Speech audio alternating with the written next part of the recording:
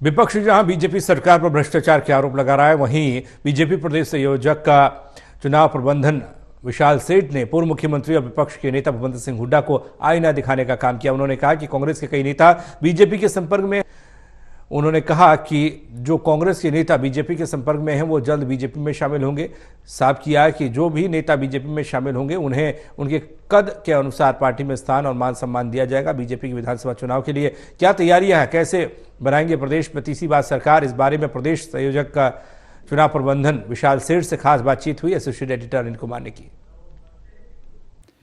भाजपा की हुई बैठक में क्या दिशा निर्देश दिए गए, इस मेरे साथ हैं प्रदेश संयोजक चुनाव प्रबंधन विशाल सेठ। इनसे जानते हैं कि भाजपा की हुई बैठक में क्या दिशा निर्देश दिए गए हैं। जी, कल 23 तारीख को हमारे केंद्रीय मंत्री माननीय धर्मेंद्र प्रधान जी और श्रीमान विप्लव देव जी रोहतक आए थे। कार्यकर्ताओं के साथ एक सम्मेलन सा हुआ था और उसके अंदर जो उत्साह और उल्लास कार्यकर्ताओं के अंदर था वो देखते ही बनता था।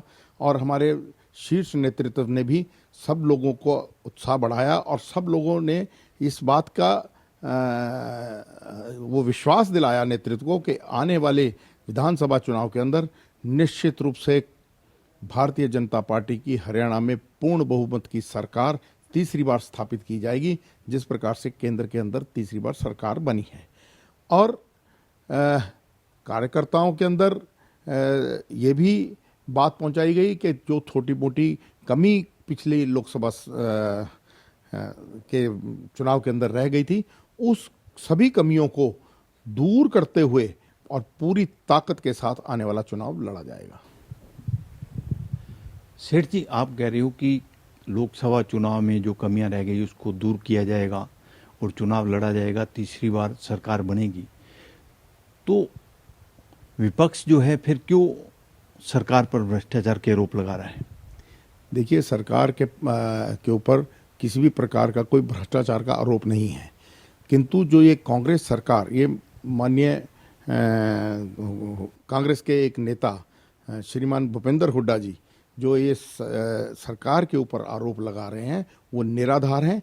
कोई स्पेसिफिक थोड़ा बोल रहे हैं, वो उनके पास कुछ है ही नहीं। एक हवा में कह देना, एक ऐसे ही उल्टी सीधी बात कह देना कि भ्रष्टाचार हो रहा है। भ्रष्टाचार तो उन्होंने किया है। भूपेंद्र सिंह हुड्डा जी के ऊपर 3 केस तो मेरे को ही पता है जो चल रहे हैं, और अन्य कितने चल रहे होंगे मुझे नहीं, मैं कह नहीं सकता। एक पंचकुला के अंदर इन्होंने इंडस्ट्रियल प्लॉट का आवंटन का केस था, एजीएल हराल्ड का केस चल रहा है, मानेसर के अंदर जमीन घोटाले का केस चल रहा है। पहले वो अपने घर को और अपने आप को तो आईने में देख लें कि उनके ऊपर भ्रष्टाचार के आरोप कैसे लगे हुए हैं। इस प्रकार की उल्टी सीधी बात करना कि भ्रष्टाचार हो रहा है, भ्रष्टाचार आपको बताना पड़ेगा। हम बता रहे हैं कि आपने इंडस्ट्रियल प्लॉट्स के आवंटन में हेराफेरी की, आपने जमीन घोटाले में मानेसर में हेराफेरी की, आपने एजीएल हराल्ड केस में की। अब बताइए तो सही ना, ऐसे थोड़ा होता है। तो ऐसे तो किसी के बारे में भी कुछ भी कहना शुरू कर देंगे आप, तो उनकी बातों में वो तथ्यहीन है, वो निराधार बातें कर रहे हैं। केवल जनता को किस प्रकार से झूठा आश्वासन दे सकते हैं, इसका वो प्रयास कर रहे हैं। सेठ जी, विपक्ष पूछ रहा है कि सरकार ने 10 साल में क्या काम किए हैं, क्या उपलब्धि हैं? पिछले 10 वर्ष के अंदर सरकार ने जो जो काम किए, कांग्रेस वो सपने में भी नहीं सोच सकती थी। जब हमारी सरकार आई, आते ही सबसे पहले हमने किसानों को 1100 करोड़ रुपए का मुआवजा दिया था, जो कभी पूरे सरकार ने, मतलब पूरी पिछली सरकारों ने, कभी किसी ने इसका कोई एक अनुमान भी नहीं लगा सकता था। हरियाणा के अंदर पिछले जो 1966 से लेकर के 2014 तक जितने पुल बने, उससे 2 गुना पुल हमारी सरकार बना चुकी है। आप देखिए, युवाओं के लिए जितने स्टेडियम हमारी सरकार ने बनाए ताकि युवा खेल सकें और हरियाणा का पूरी दुनिया के अंदर नाम रोशन कर सकें, उसके लिए हरियाणा सरकार ने काम किया। बेटियों के लिए बेटी बचाओ बेटी पढ़ाओ का जो एक अभियान जो हमने चलाया, तो उस अभियान के तहत एक हमारी जेंडर रेशियो इंप्रूव हुई। और उसके बाद हमने एक महिला थानों की स्थापना की, ताकि महिला के साथ यदि कोई क्राइम होता है तो वो अपना जाकर के थाने के अंदर अपना बिना किसी डर के, बिना किसी घबराहट के अपनी बात रख सके। इससे क्राइम अगेंस्ट वुमेन बहुत कम हुआ है, महिलाएं अपनी बात रखने में सक्षम हुई हैं। हर 30 किलोमीटर के बाद महिलाओं के लिए एक कॉलेज खोलना, ये भी एक बहुत बड़ी उपलब्धि है। हर जिले के अंदर एक मेडिकल कॉलेज बनाने की जो बात रखी, वो भी लगभग वो सपना भी पूरा होता जा रहा है। अब हमने किस क्षेत्र में काम नहीं किया?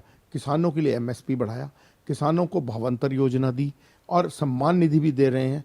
तो हर क्षेत्र के व्यक्ति, बुढ़ापा पेंशन को ले लीजिए, बुढ़ापा पेंशन उन्होंने 500 रुपये से 1000 रुपये 10 साल के अंदर की, यानी कि लगभग 50 रुपये प्रति वर्ष के दर से उन्होंने बढ़ाई। हमारी सरकार ने 9 वर्ष के अंदर ही उसको 2000 रुपये बढ़ा चुकी है और ये भाई 10वें वर्ष के अंदर 250 रुपये और बढ़ जाएगी, 3000 हो चुकी है, 3250 होने जा रही है। इस प्रकार का कोई भी काम यदि कांग्रेस ने किया हो, जिस प्रकार के हमने जिस वेवलेंथ पे हमने काम किए हैं, जिस मैग्नीट्यूड पे हमने सोचा कामों को करने का, यदि कांग्रेस ने किए हैं तो वो उनको जरूर बताने चाहिए, किंतु वो बता ही नहीं पाएंगे क्योंकि उन्होंने कुछ किया ही नहीं था पिछले 10 वर्षों में। अब वो जनता को गुमराह करने का प्रयास कर रहे हैं। सेठ जी, भाजपा की बैठक में किरण चौधरी भी शामिल हुई है, तो क्या आने वाले समय में भाजपा में और कई नेता भी शामिल हो सकते हैं बाहर से आकर? देखिए, किरण चौधरी जी हमारे साथ आई हैं, उनका बहुत बहुत धन्यवाद, उनका बहुत बहुत स्वागत। किरण चौधरी जी को पूरा मान सम्मान मिल रहा है और भी अन्य बहुत से नेता हमारे साथ शामिल होने को तैयार हैं, क्योंकि वहाँ पर केवल एक परिवार अपने मुट्ठी के अंदर सारी पार्टी को समाहित करने का प्रयास कर रहा है, तो जो किसी भी संगठन के लिए अच्छा नहीं होता। किंतु मुझे ऐसा लगता है कि इस प्रकार का छोटे मन से जो कांग्रेस के अंदर कुछ नेता काम कर रहे हैं, उससे हरियाणा का और देश का भलाई होगा, क्योंकि इस कारण से उनकी पार्टी जो ठीक काम कुछ लोग नहीं कर रहे, वो उनके सपने मुंगेरी लाल के सपने ही रह जाएंगे। और भी जो नेता हमारे पास आने को तैयार हैं कांग्रेस के, उन सबको उनके कद के अनुरूप उनको स्थान मिलेगा, मान सम्मान करेगी। ये पार्टी आए हुए सभी नेताओं का सम्मान करने वाली है और अपने साथ कंधे के साथ कंधा मिला करके इस प्रांत की प्रगति के लिए उनके साथ मिलकर के हम काम करेंगे। ये थे मेरे साथ प्रदेश संयोजक चुनाव प्रबंधन विशाल सेठ। इन्होंने बताया कि भाजपा की हुई बैठक में क्या निर्देश दिए गए हैं, वहीं इन्होंने विपक्ष पर भी निशाना साधा। Anil Kumar, total news, Chandigarh.